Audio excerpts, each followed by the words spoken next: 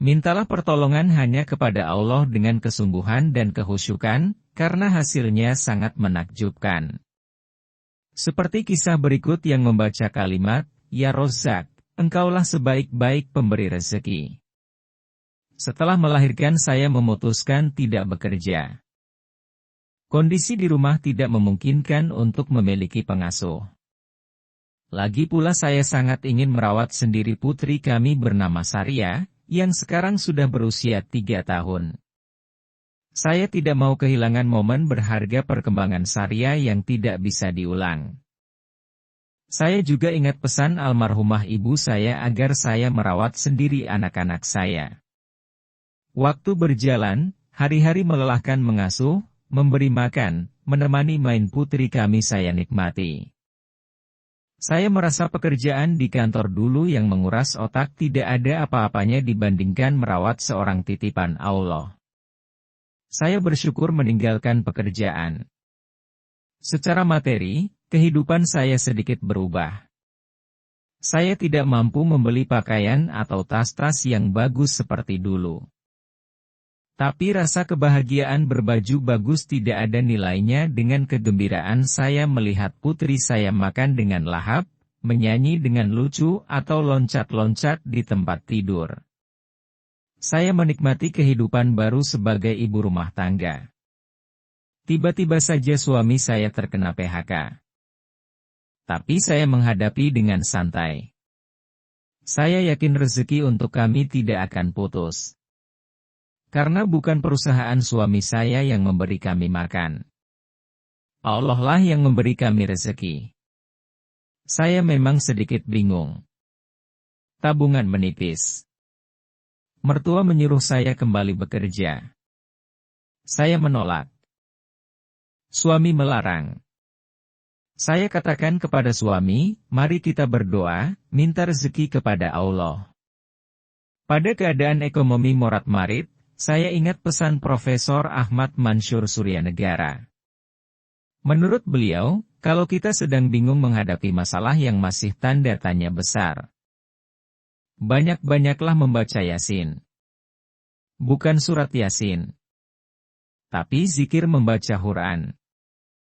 Hanya 1 ayat saja. Yasin. Yasin adalah sebuah ayat yang menyimpan rahasia. Begitu pula dengan rahasia kehidupan kita. Itu sebabnya saya laksanakan zikir Yasin, sebanyak-banyaknya.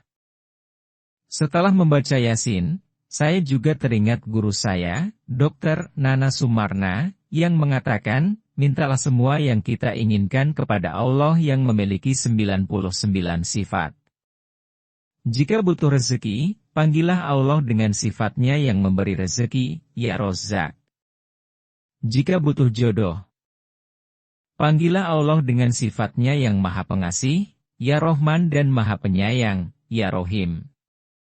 Zikir ya Rahman ya Rohim adalah yang saya baca ba'da sholat subuh ketika saya masih belum menemukan jodoh.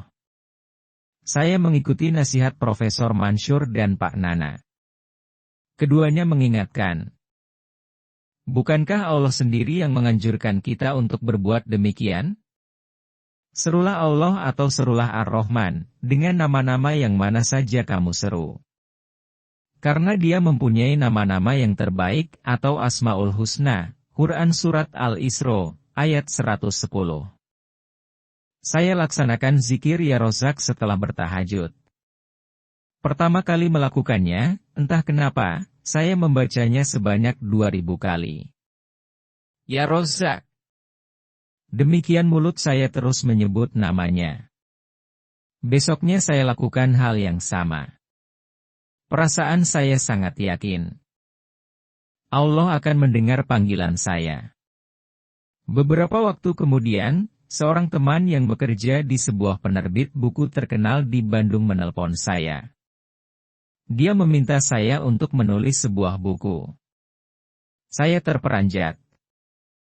Oh, inilah rezeki untuk saya, katanya. Tapi kamu kerja di rumah aja ya. Alhamdulillah, lagi-lagi saya bersyukur dalam hati. Saya diberi pekerjaan, tapi tidak harus meninggalkan putri saya yang sedang lucu-lucunya. Itulah yang saya harapkan, itulah yang saya ucapkan dalam doa-doa saya. Allah mengabulkan semuanya. Seminggu kemudian, saya dipanggil ke kantornya untuk menandatangani surat perjanjian kerja. Saya datang bersama suami dan anak saya. Ketika teman saya menyodorkan surat tersebut, saya terperanjat membaca angka rupiah yang tertera dengan jelas. 2 juta, itu honornya. Ini kan baru permulaan, kata teman saya. Ingatan saya tiba-tiba melayang kepada zikir Ya Rozak yang pernah saya lakukan. Saya membaca 2000 kali namanya. Allah memberi saya 2 juta rupiah. Apakah ini hanya kebetulan belaka? Selesai menulis buku tersebut, tampaknya teman saya merasa puas. Ia langsung menugaskan saya menulis 1 buku lagi. Kembali saya diberi upah 2 juta rupiah. Nilai yang kecil mungkin untuk seorang penulis, tapi bagi saya terasa luar biasa nikmat. Begitulah. Saya yakin. Honor 2 juta rupiah berturut-turut dari hasil saya menulis buku ada hubungannya dengan zikir Ya Rozak 2000 kali berturut-turut yang saya lakukan. Itu sebabnya saya semangat untuk berzikir lagi. Saya ingin membuktikan bahwa Allah tidak pernah mengecewakan hambanya. Zikir Ya Rozak saya tambah lebih dari 2000 kali.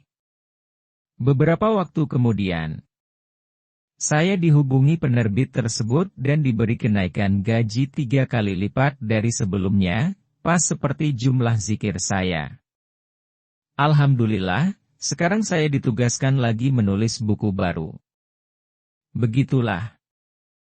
Kalau yang kita minta tolong adalah Allah, hasilnya memang sangat menakjubkan. Dia tidak pernah mengecewakan. Dia memenuhi janjinya. Terima kasih Ya Rozak. Engkaulah sebaik-baik pemberi rezeki.